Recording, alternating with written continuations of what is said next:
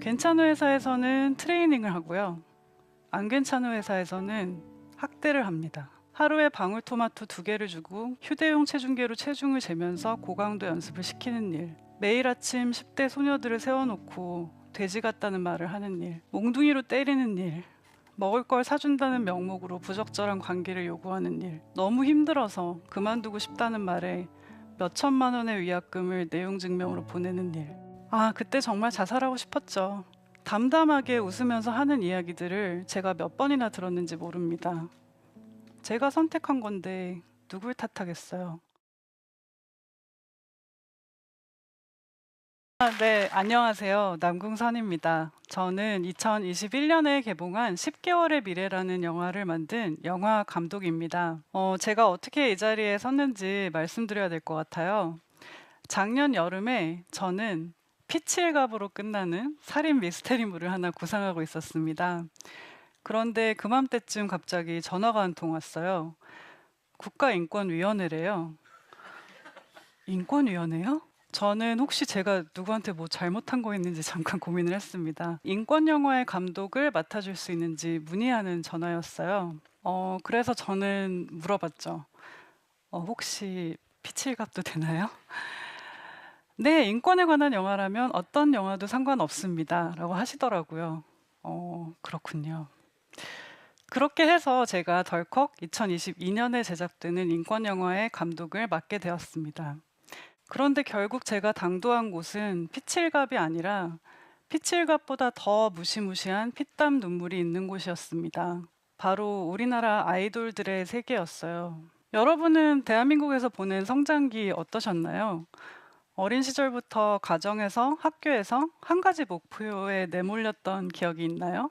중학교 때는 일단 대학까지만 가자. 대학에 가서는 일단 취업까지만 가자. 경쟁이 어마무시하다 보니 세계에서 일 제일 열심히 하는 사람들이 나오는 나라죠. 저는 아이돌 지망생들의 세계가 마치 그 세계의 축소판 같다고 생각했어요.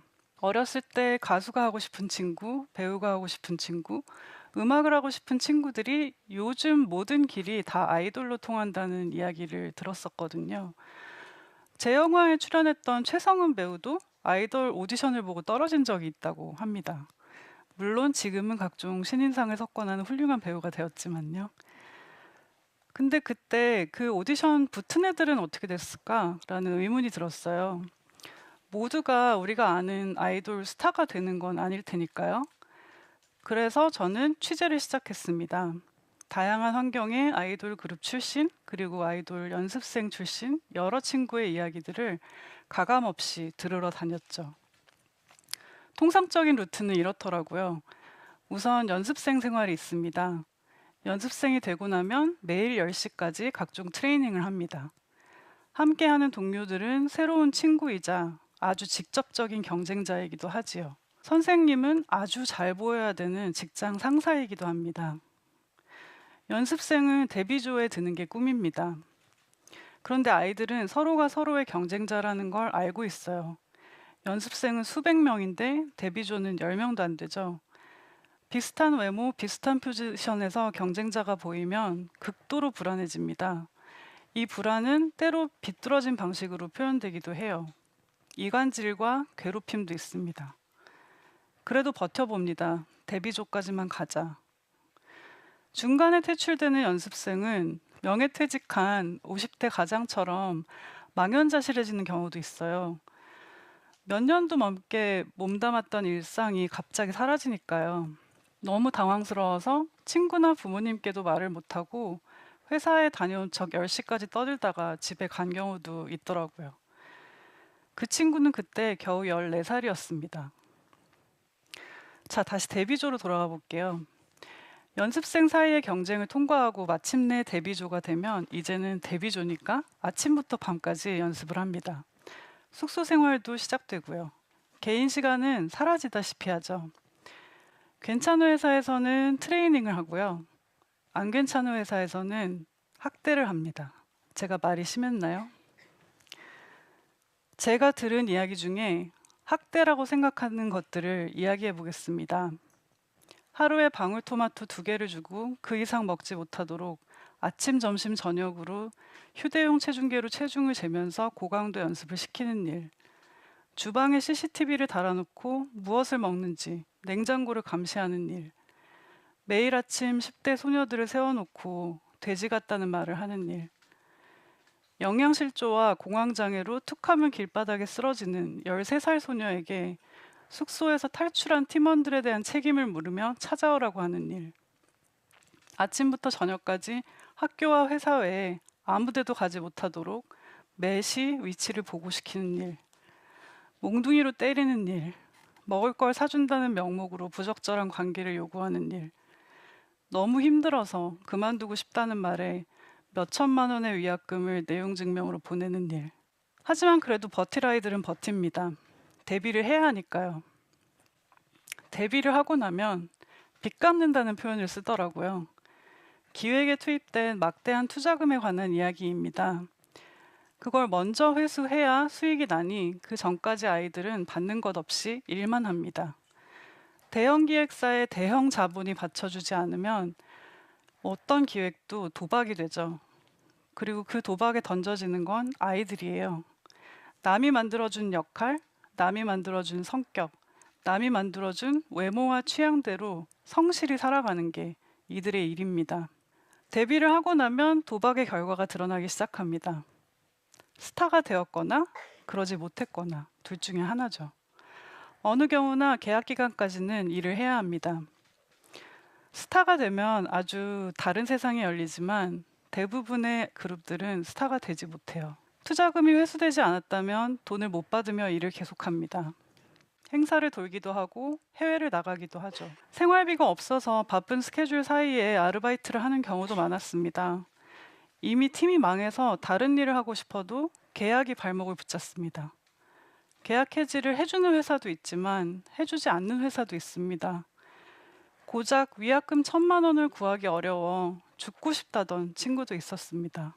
그때 정말 자살하고 싶었죠. 담담하게 웃으면서 하는 이야기들을 제가 몇 번이나 들었는지 모릅니다. 제가 선택한 건데 누굴 탓하겠어요. 사실 작년에 취재를 하면서 많이 울었습니다. 몰래 집에 와서요. 그 친구들이 조곤조곤 들려준 이야기들이 생각했던 것보다 꽤 깊은 어둠을 담고 있어서만은 아니었어요. 그 무력감 앞에서 애써 웃으며 담담하게 이야기하는 그 아이들의 모습 때문이었죠.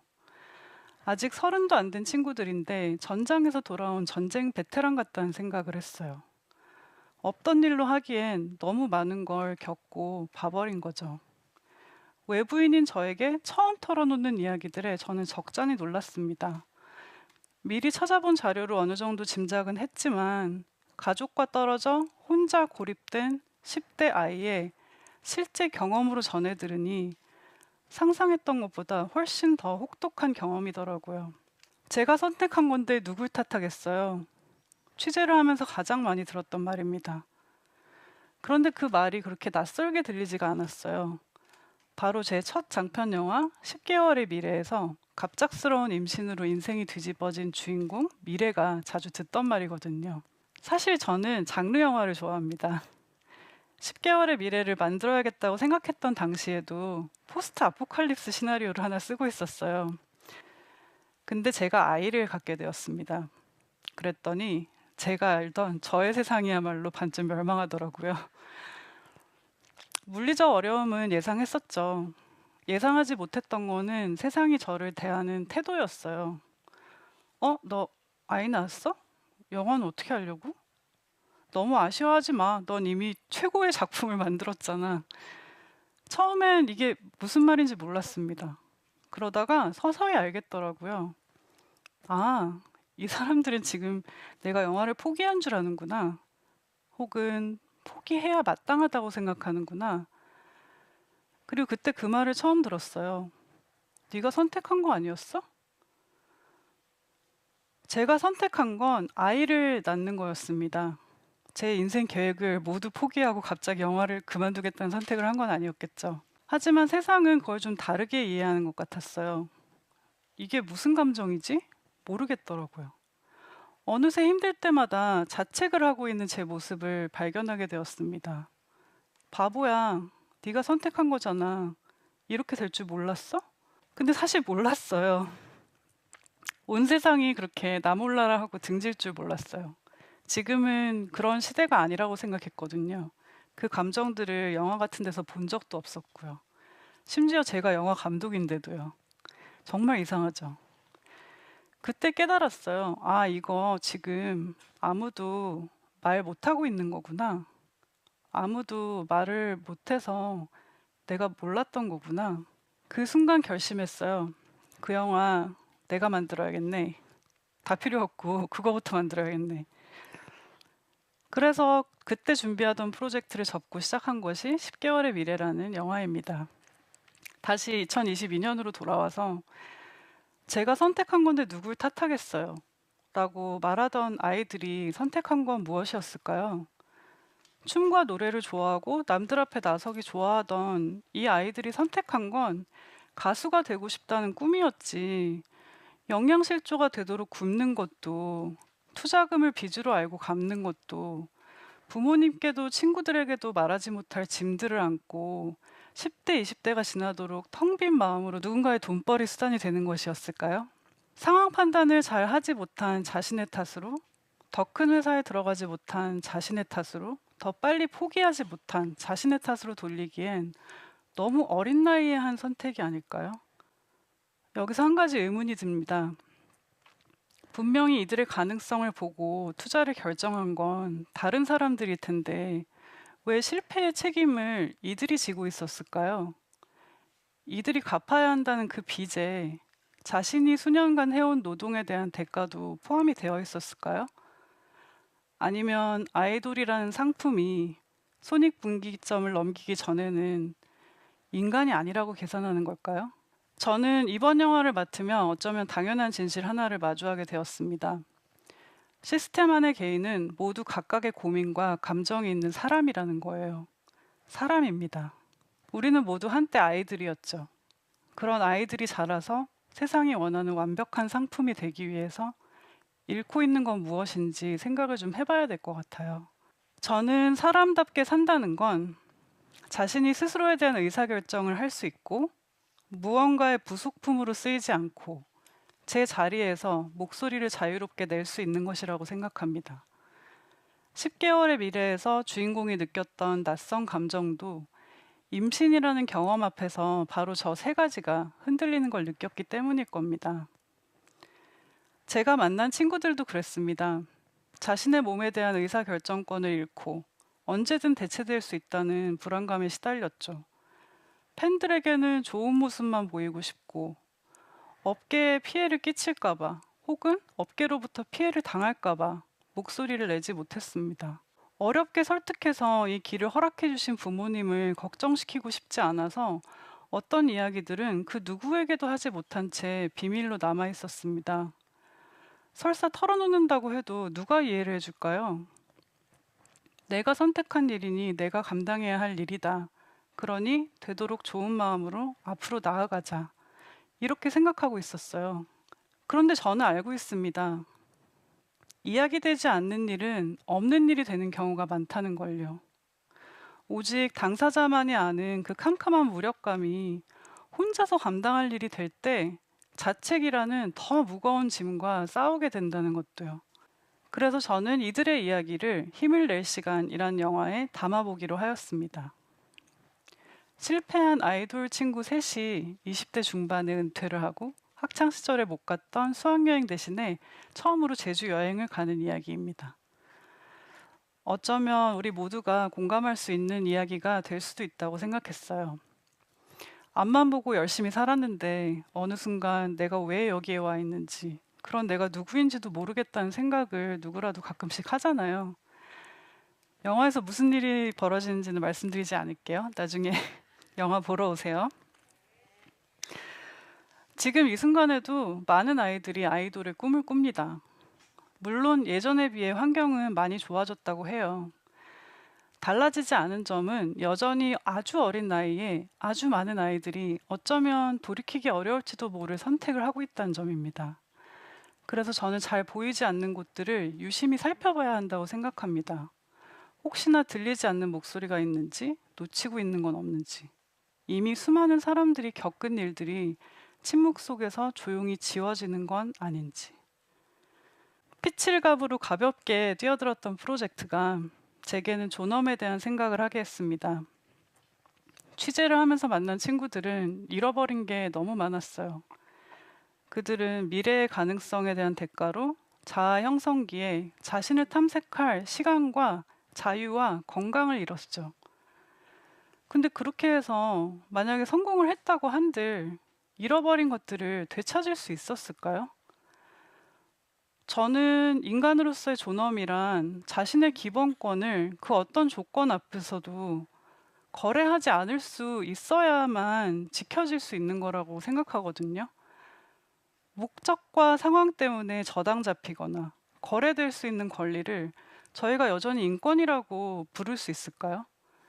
인권은 어떤 경우에도 지켜져야 하는 권리가 아니었던가요? 어깨에 진 짐은 무거운데 막상 제가 영화로 할 수 있는 건 많지 않더라고요. 처음에는 인물들에게 치유가 되는 영화를 만들고 싶었어요. 그런데 취재를 하면 할수록 세상에는 결코 완전히 치유되지는 못할 일들도 있겠다는 생각이 듭니다. 영화라는 게 그래요. 현실에서 못할 이야기들을 허구 속에서 할 수 있게 하죠. 제가 할 수 있는 건 선정적인 고발도 아니고 어떤 해결책을 제시하는 것도 아닙니다. 제가 할 수 있는 건 단 하나, 이들의 존재를 스크린에 보여주는 것뿐이에요. 실제로 불러주지 못하는 이름들 대신에 저희 캐릭터들 이름을 하나하나 불러줄 수 있고, 현실에서 보여주지 못하는 눈물을 저희 배우들이 보여줄 수 있죠. 여기 이 사람들이 있다. 이 사람들이 있고 이런 아픔이 있다. 실제로 존재하는 아픔이고 실제로 존재하는 사람들이다. 이 사실 하나를 온 힘을 다해 바라봐 줄 수 있어요. 저희 영화에 이런 대사가 있습니다. 많이 힘들었지. 네 탓이 아니야. 네가 선택한 거잖아. 라는 차가운 말 대신에 제가 이 인물들에게 해주고 싶은 말이었습니다. 네가 선택한 것이니 그 어떤 부조리도 아무것도 모른 채 그 세계 안으로 들어간 당사자가 감당해야 한다는 말. 어쩌면 우린 너무 많은 곳에서 쉽게 하고 있는 건 아닐까요? 저 사람이 선택한 거잖아 라는 말로 굳이 보고 싶지 않은 타인의 고통을 자꾸만 외면하다 보니 어느덧 스스로에게도 그런 말을 하고 있진 않던가요? 부조리한 시스템은 개인에게 책임을 전가하면서 힘을 유지합니다. 자책을 무기 삼는 거죠. 연습생들이 서로 단합하지 못하게 일부러 경쟁 문화를 만드는 일부 기획사들처럼요. 우리가 할 수 있는 건 자신이 느끼는 그 자책을 자세히 들여다보는 일입니다. 이게 정말 내 탓인지 아니면 누군가가 내 탓이라고 생각하게 하고 싶은 건지. 저는 힘을 낼 시간을 통해 이미 잃어버린 것들이 있는 이들에게 조금이라도 힘이 되는 영화를 만들어 보려고 해요. 발목을 붙잡는 과거로부터 자유로워지고 현재로 나아갈 수 있는 힘을 낼 수 있었으면 좋겠어요. 그동안 저희는 스스로에게 이렇게 말해보는 건 어떨까요? 네가 선택한 건데 누굴 탓하겠어. 대신에 많이 힘들지. 네 탓이 아니야. 라고. 감사합니다.